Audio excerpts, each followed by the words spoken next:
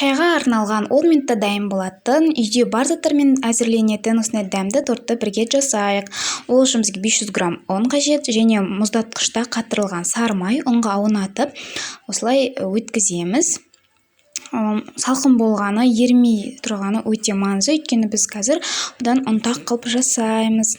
Осылай ұнға батырып үккіштен өткіземіз.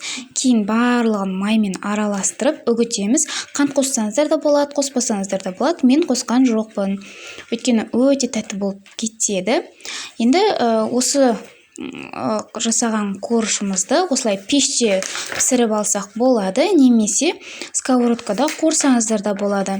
Барлығы осындай алтын түстес болғанға дейін пісіріп аламыз. Бөліп пісірсеңіздер болады, немесе барлығын бірге пісірсеңіздер де болады. Кейін үлкенірек шұңғыл ыдысқа саламыз.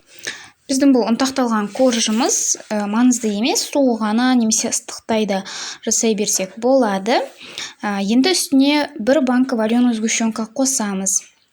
Барлығын жақсылап араластырамыз. Осы жерде қант қоссаңыздар да болады. Мен қанттың орнына жарты банка сгущенка қостым. Барлығын кез келген формада осылай жасап, тәрелкеге аударсаңыздар болады. Енді бетін әрлей беріңіздер. Мен мысалы шоколад қостым. Шоколад жағып сеуіп шықтым. Одан кейін дәмдірек болсын, әрі әдемі болсын деп сахарный пудра септім.